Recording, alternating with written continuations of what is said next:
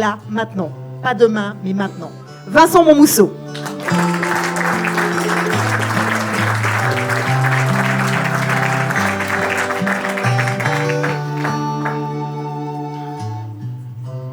Led Zeppelin. J'ai beaucoup écouté Led Zeppelin pendant mon adolescence. Ouais, excellent. Vincent, où est le film du Magenta, s'il te plaît? Me demande mon prof au lycée, section imprimerie. Il est sur la table lumineuse dans le labo. Je bégaye. C'est arrivé vers l'âge de 14 ans, sans me souvenir exactement de l'élément déclencheur. Je sais juste que c'est compliqué pour moi de m'exprimer et de prendre la parole. Surtout en public. Je ressens souvent une gêne, un sentiment de ne pas vouloir me trouver là, avec la sensation que tout le monde me regarde et me juge. Et d'ailleurs, je suis le premier à me comparer et à me juger. Très sévèrement. Et puis, au lycée, on m'appelle face de pizza. J'ai une énorme acné. C'est comme si l'univers s'était dit on va mettre un petit peu de sauce piquante dans la vie de ce gamin. Il va adorer. Alors, je fais tout pour vivre ça différemment. Je vais voir un dermato. Je prends des cours d'orthophoniste. Je fais du théâtre. Je veux changer les choses. Oui, mais comment? Et j'ai un rêve. Et les rêves ne sont pas faits pour rester dans un coin de notre tête et finir avec la lourdeur des regrets. Non. Ils sont faits pour être vécus. Et à 24 ans, je pars 6 mois en Australie. 6 mois d'aventure et de rencontres. Et vous savez, il y a des rencontres qui nous changent à jamais, qui nous ouvrent le cœur. J'appelle ça des rencontres d'éveil de conscience. Des personnes avec qui on se sent bien. Le temps s'arrête, il n'y a pas de jeu de pouvoir. Et ces personnes sont de l'engrais pour celles et ceux qu'elles croisent sur leur chemin. Elles les font grandir. Et je rencontre ce genre de leader anonyme. C'est mon oncle André, mon oncle d'Australie. Je ne sais pas trop ce qu'il fait Dédé, à part qu'il remonte le moral aux gens. Je me dis déjà, c'est pas mal comme job. Et quand je le vois, il m'impacte. Il m'inspire. Il a énormément d'énergie, toujours de bonne humeur. Et je lui dis, mais tu fais comment pour être comme ça? C'est quoi ton truc? Et là, il me dit cette phrase qui résonne encore en moi. Tu sais, Vincent, à chaque seconde qui passe, tu peux changer le cours de ta vie. Mais ça ne se fera jamais tout seul. Mais je veux changer des choses dans ma vie, Dédé. Je veux me sentir mieux. Et André est mon mentor pendant de nombreuses années. On s'appelle tous les week-ends. Et je commence à prendre conscience de mes croyances limitantes, de mes pensées, de l'image que j'ai envers moi-même. Et je commence à modifier ma recette pour modifier mon résultat. Il y a 11 ans, Dédé est décédé. Et pour échanger un dernier moment avec ses amis, sa famille, il a organisé une petite fête pour que chacun puisse, de cœur à cœur, lui dire aux gens qu'il aimait des choses de la vie pour ne rien regretter. Et jusqu'au dernier moment, il m'inspirait pour me dire que la vie devait être vécue avec intensité jusqu'à notre dernier souffle. Et j'ai énormément de gratitude envers Dédé, je sais qu'il m'accompagne tout le temps.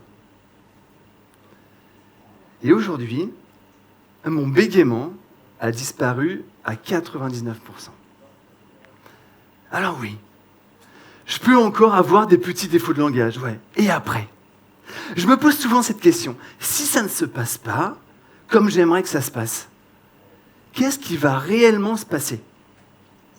Alors je ne sais pas vous, mais moi si j'écoute mon mental, c'est le scénario catastrophe. Mais tu vas pas y arriver. Mais t'es un loser, mec. Et regarde tous ces gens, regarde-les devant toi. Eux, ils ont des compétences. Eux, ils ont des qualités. Mais toi, franchement, non. Reste bien tranquille dans ta petite vie. Ne fais pas de vagues. Et puis, on va te critiquer en plus. Et ce mental, il peut tourner comme ça en boucle, 24 heures sur 24. Et même nous empêcher de dormir. Pour des choses qui n'existent pas. Par contre, si on écoute ça d'un autre endroit de notre cœur, là, le scénario va être complètement différent. On va ressentir de l'excitation, de la joie à se lancer dans ce projet, à vouloir travailler avec ce nouveau client, à préparer cette réunion. Et on ressent de la chaleur dans le corps. Même si le mental trouve que c'est une idée complètement folle. C'est ce qu'on appelle l'intuition, l'intelligence du corps, du cœur. Et d'ailleurs, faire les choses avec le cœur, c'est faire les choses parce que ça nous anime. Faire les choses à contre-cœur. Parce que le mental va prendre le dessus. Alors, jouons, expérimentons. Moi, j'aime me rappeler que ma vie ne peut pas être différente de ce qu'elle est maintenant. Sinon, elle le serait. J'aurais fait d'autres choix qui auraient engendré d'autres conséquences. Donc, je dois vivre ce que je dois vivre. Que je considère ça positivement ou négativement. C'est comme ça. Et si on revient là, dans l'instant présent, là, maintenant, le ici et maintenant, tout va bien. Prenons l'exemple d'un bébé. Quand un bébé il naît, il est en conscience. Vous lui donnez une assiette de purée, il regarde l'assiette, il vous regarde, il regarde l'assiette, il vous regarde, bam, il vous éclabousse, il est content, il rigole, il a envie de faire un câlin, il a envie de faire une colère, il le fait, il est dans le moment présent, il est dans la spontanéité. Et puis vers les 3 ans, le mental commence à se construire. Le mental qui est relié à notre personnage. Comment on s'appelle, où est-ce qu'on vit, ce que l'on va faire, ce que l'on fait. Puis après, naît l'ego. L'ego est notre principale source de souffrance. Eckhart Tolle dit dans son livre « Le pouvoir du moment présent » que 90% de notre souffrance est inutile. 90%. Imaginons l'ego comme une pizza à 4 parts. Ouais, j'aime bien les pizzas maintenant. Il y a une part qui va nous aider à nous projeter dans le futur, prévoir ce qu'il y a à prévoir, revisiter le passé pour ne pas reproduire les mêmes erreurs. Mais après, les 3 autres parts, qui ne sont là que pour ruminer des choses. Genre, mais je ne vais pas y arriver. Et puis les autres sont meilleurs que moi. Et si je n'ai pas ce contrat, eh bien, il va falloir que je ferme mon entreprise. Et puis je vais terminer sous les ponts. Et puis ça se trouve, je ne vais plus avoir d'amis. Et plein de choses. Tout ça, c'est complètement de la fiction. Ça n'existe pas, encore une fois. Un journaliste demande à Ronald Reagan « Mais comment est-ce que vous faites pour toujours prendre les bonnes décisions. Elle dit non, non, non. Vous n'avez pas compris. Je prends une décision et je fais en sorte que cette décision soit la bonne. Parce que là, dans le moment présent, nous pouvons modifier les choses. Le mental, lui, l'ego, ne peut pas être dans l'instant présent. C'est pas possible, il ne sait pas faire. Donc si on revient, par exemple avec la respiration, on en a parlé, dans le moment présent, on va éteindre le mental, l'ego. Et là, on trouve une ressource en soi-même.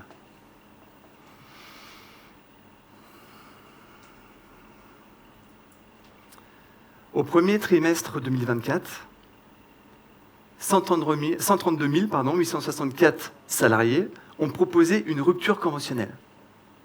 Et généralement, quand on veut quitter son job, ce n'est pas le poste ou la fonction qui dérange. Non, c'est le management, c'est l'environnement, c'est les relations professionnelles qui se dégradent, c'est le manque de considération, de motivation, c'est cette boule au ventre qui commence à nous accompagner au quotidien et qui ne nous quitte plus. C'est cette boule au ventre qui, quand on prend une semaine de vacances, déjà le mercredi, on commence à s'en faire pour le lundi. Un leader dans le cœur va faire en sorte de faire grandir son entourage. Un leader dans l'ego va vouloir prendre le pouvoir. Et le pouvoir est très souvent destructeur.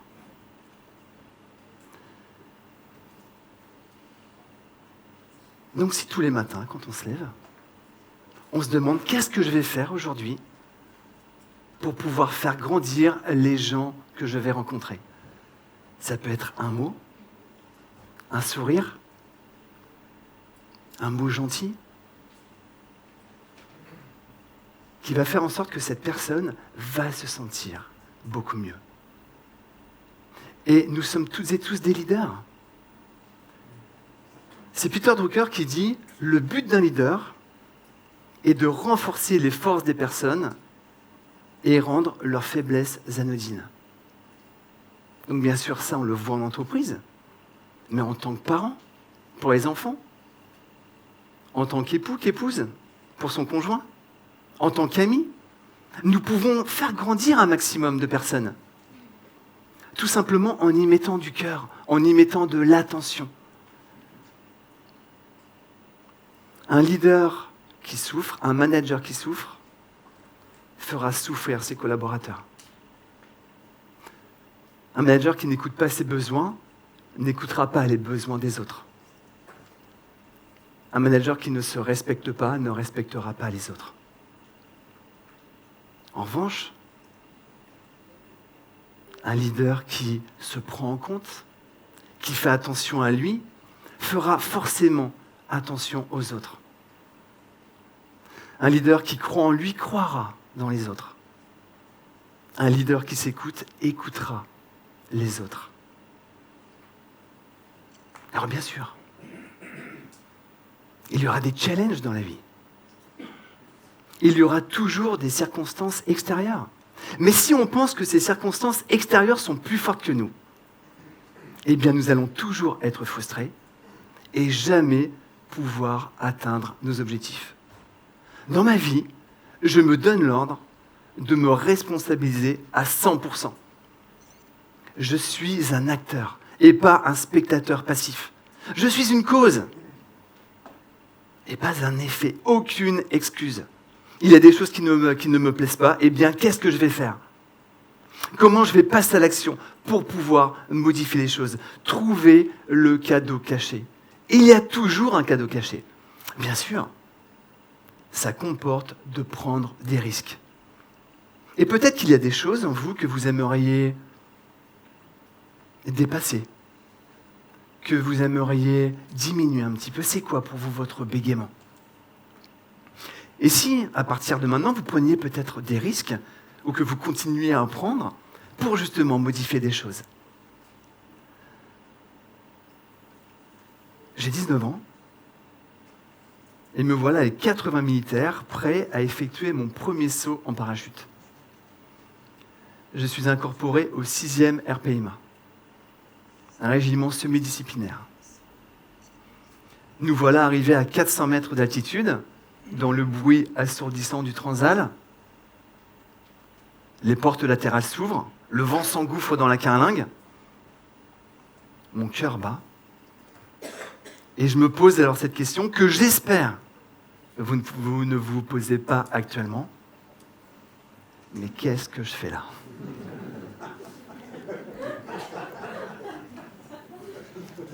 Plus le temps de réfléchir. Je me lève. Et je ne te bouscule pas, si vous avez les rêves. J'attache la sangle d'ouverture automatique de mon parachute au câble. Et me voilà en train de trottiner vers la sortie. Tout d'un coup, le gars pile devant moi s'arrête. Il fait un refus de saut. Tout le monde se bouscule. Il est tétanisé devant la porte.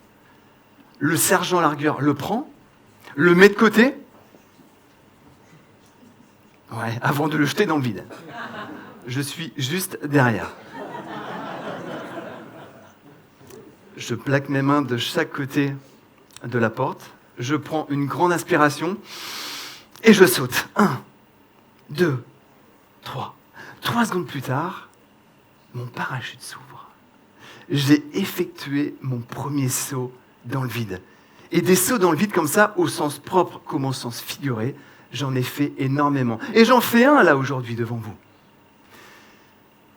Et vous savez, je me rappelle tout le temps que dans ma vie, je ne contrôle rien. Je fais le choix de monter sur scène, mais je ne contrôle pas de comment ça va se passer. Je ne contrôle pas les battements de mon cœur. Je ne contrôle pas demain de me réveiller avec une barbe à la ZZ Top. Je ne contrôle pas mes intestins qui vont faire un bruit de tuyauterie pendant un rendez-vous important. Alors si je ne contrôle pas ce qui se passe en moi, qu'est-ce que je pourrais bien contrôler à l'extérieur ? Et je voyais d'ailleurs avant, quand je voulais contrôler les choses, ça m'apportait énormément de souffrance. Parce qu'il suffit qu'on regarde un petit peu dans le passé, on peut se rendre compte qu'il y a plein de situations qui nous ont complètement échappé. Donc se dire qu'on ne contrôle rien, ça permet de prendre du recul, d'être dans le moment présent et de donner le meilleur de soi-même en prenant un maximum de plaisir. Mon oncle m'a dit, Vincent, t'aimerais vivre mieux ton bégaiement ? Je dis, oui, bien sûr. Et là, il m'a dit, écoute, accepte-le. Il fait partie de toi. Accepte toutes les parties, même les parts d'ombre que tu n'aimes pas. Crois en toi tout le temps.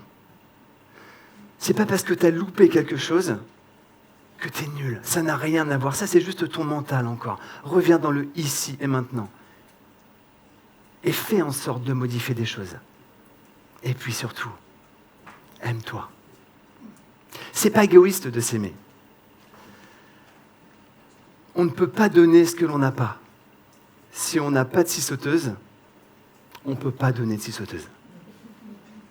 L'amour, c'est comme une scie sauteuse.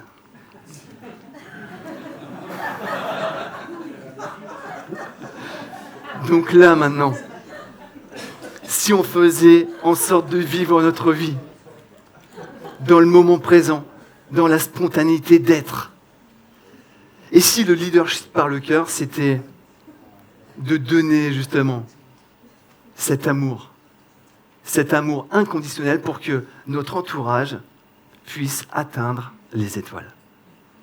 Merci. Merci.